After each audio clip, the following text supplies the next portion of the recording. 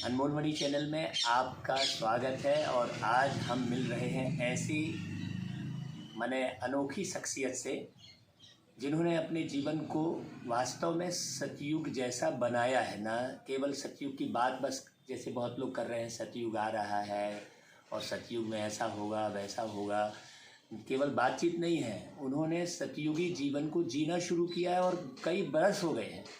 तो ज़्यादा वक्त न लेते हुए मैं मिलवाने जा रहा हूँ आपको जबलपुर के रहने वाले हमारे भाई, जिनका नाम ही अशोक है, अशोक अग्रवाल। अशोक का मतलब ही होता है जिसको कभी कोई शोक ना हो। और आप देख रहे हैं प्रत्यक्ष में उनका चमकता हुआ चेहरा और उनकी शांति। जैसे ही वो हमारे से मिलने आए तो हमें मैंने दरवाजे से ही एक ऐसा एहसास हुआ कि जैसे कोई प्रकाश की किरण हमें स्पेशल पड़ रही है।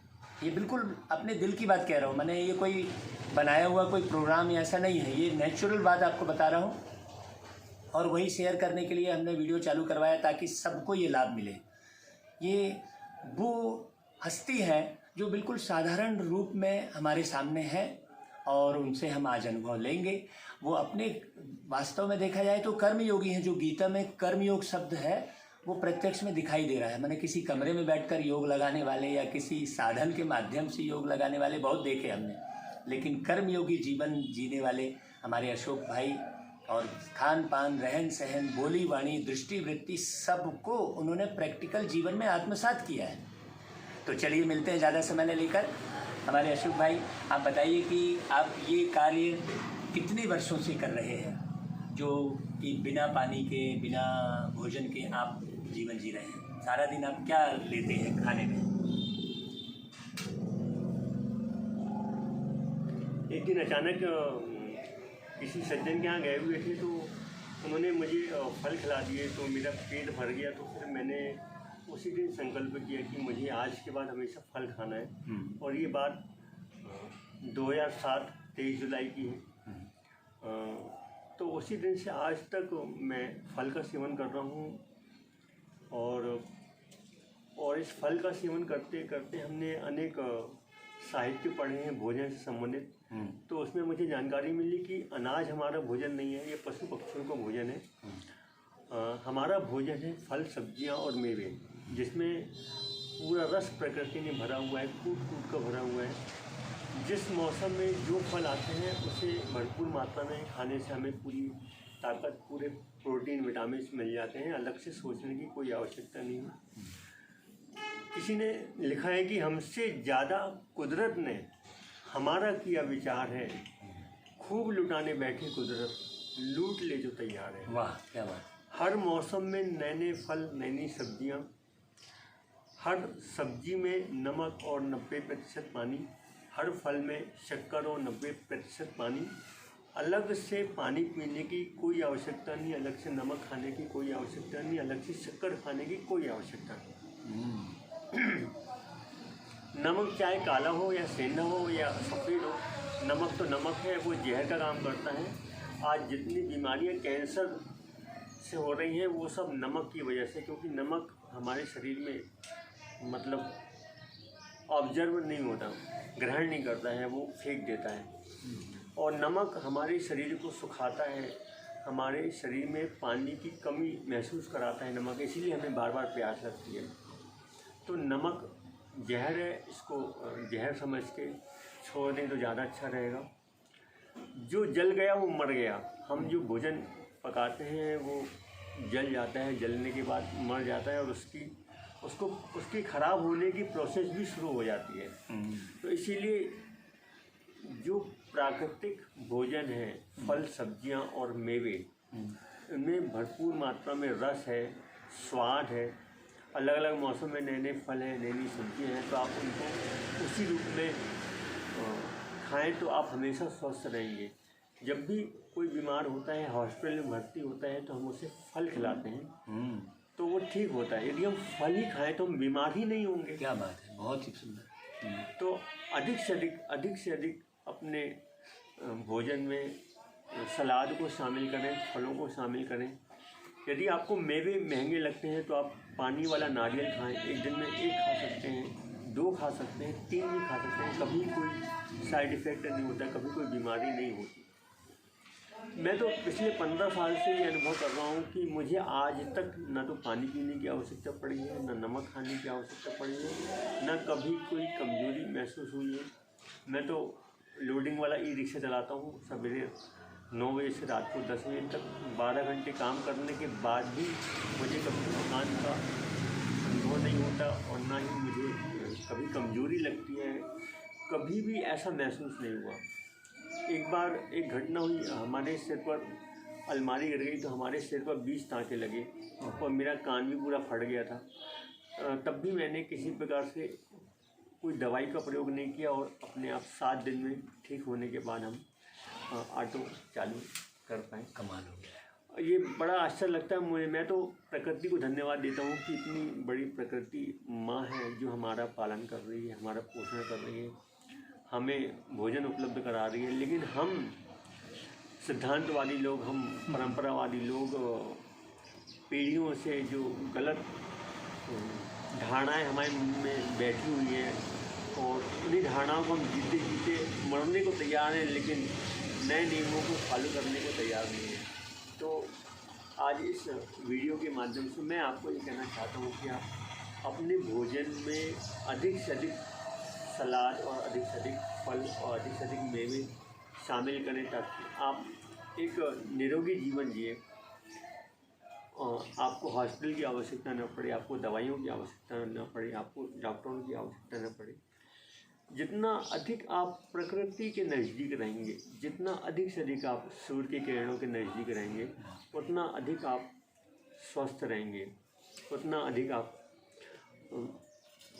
ऊर्जावान रहेंगे, आप वीर्यवान रहेंगे, आप ओरिजिनल जीवन जिएंगे।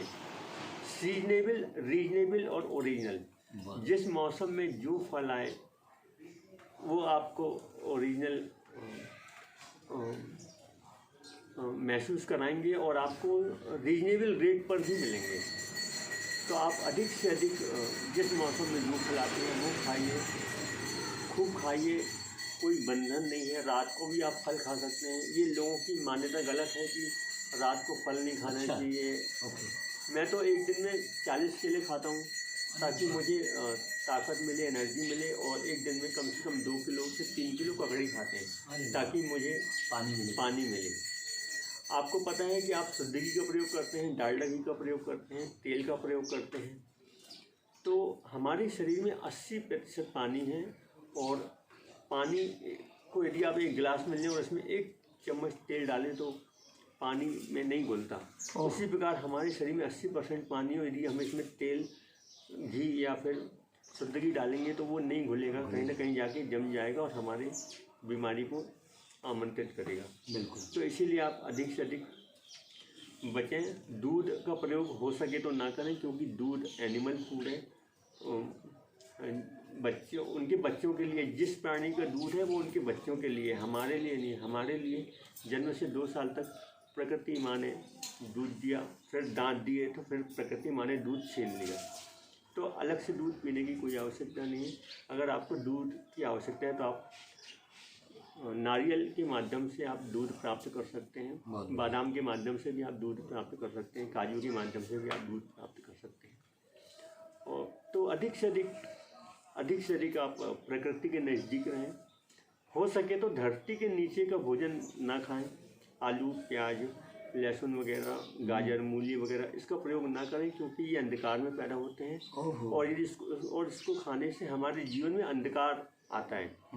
हमारे ब्रेन में ऊर्जा नहीं पहुंचती है, क्योंकि इसको सूर्य की ऊर्जा नहीं मिली होती है। इसीलिए आप अधिक से अधिक ये तय करें अपने जीवन में कि ज़मीन से नीचे का जो फल है वो नहीं खाएंगे, ताकि आपका ब्रेन विकसित हो, आप स्ट्रांग बने, आपके सोचने समझने में वृद्धि हो।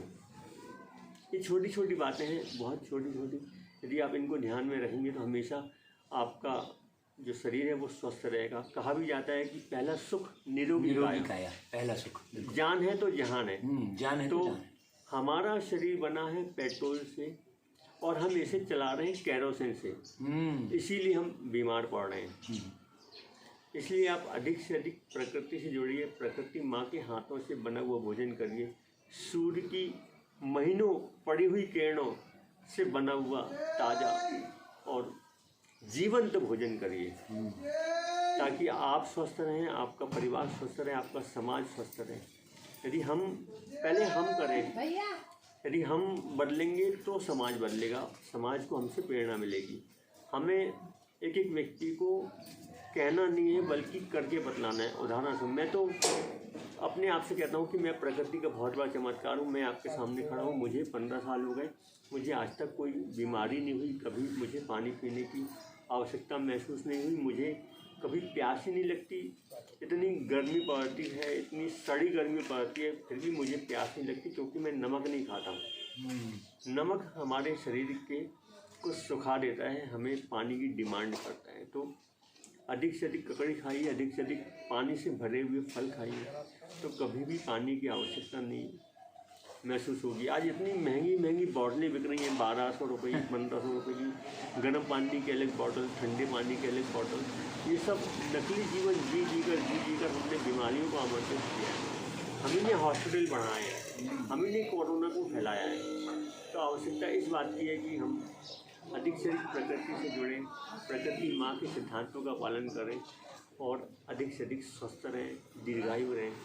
तो जैसे अशोक भाई जी, आपने जो बताया कि फल का सेवन करें, नमक का बिल्कुल त्याग करें, तो जो लगातार मैंने 40-50 वर्षों से, है ना, जो सेवन कर रहा है, वो यदि एकदम से छोड़ता है या मैंने ककड़ी का सेवन शुरू कर देता है या आपकी तरह जीवन जीना शुरू कर देता है, तो उसके शरीर में क्या प्रतिक्रिया होगी? मतलब उसे किस प्रकार से वो झेल पाएगा? धीरे धीरे शुरू करें। यदि पहले दिन आप 25% शामिल करें, फिर अगले दिन 30%, फिर 35%, फिर 40%, फिर 50%, अच्छा, 60%, 70%, इस प्रकार से धीरे तो आप फिर एक नेचुरल वे में आ जाएंगे। मेन जो बीमारी का जो कारण है वो है मल। ओके। हमारे शरीर में मल धीरे धीरे इन सब्जियों से, फलों से, हमारे शरीर का जो सालों से जमा हुआ मल है, छोटी आंत में, बड़ी आंत में, हमारी जो आंतें हैं वो 5.5 फीट लंबी हैं। इन 5.5 फीट लंबी आंतों में घी जमा हुआ है, तेल जमा हुआ है, शक्कर जमा हुआ है, नमक जमा हुआ है। तो इनको साफ करना है। पूरी बीमारियों का जो कारण है वो है हमारे शरीर में जमा हुआ मल।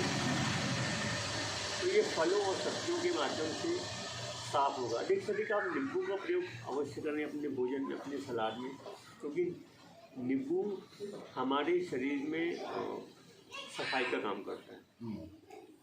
वो हमारे शरीर की इतनी, मतलब किडनी से लेकर और पूरे शरीर को साफ करने वाले यदि कोई तरल पदार्थ है तो वो है नींबू। इसलिए आप सवेरे उठते ही साथ आप ककड़ी खाइए नींबू के साथ।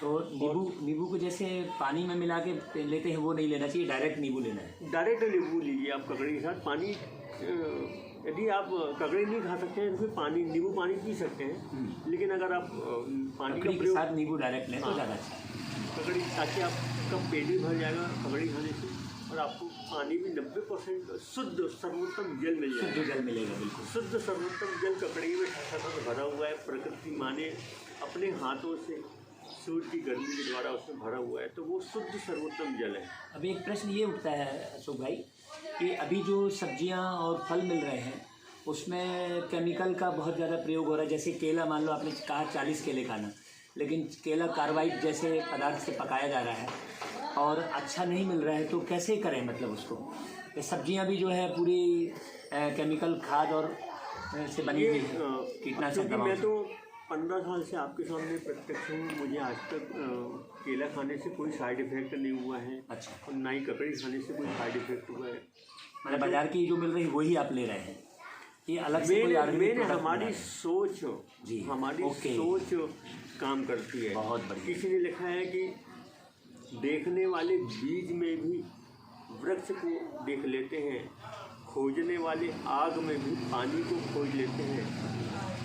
नामुमकिन या चमत्कार जैसा कुछ भी नहीं, लोग अपनी सोच से किस्मत को जोत लेते हैं। क्या बात।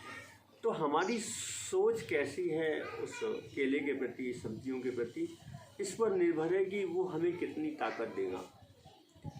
मैं तो आपके सामने प्रत्यक्ष उदाहरण हूँ। 15 साल हो गए और प्रतिदिन मैं 40 केले खाता हूँ ताकि मेरा पेट भर जाए, और ककड़ी खाता हूँ ताकि मुझे पानी मिल जाए।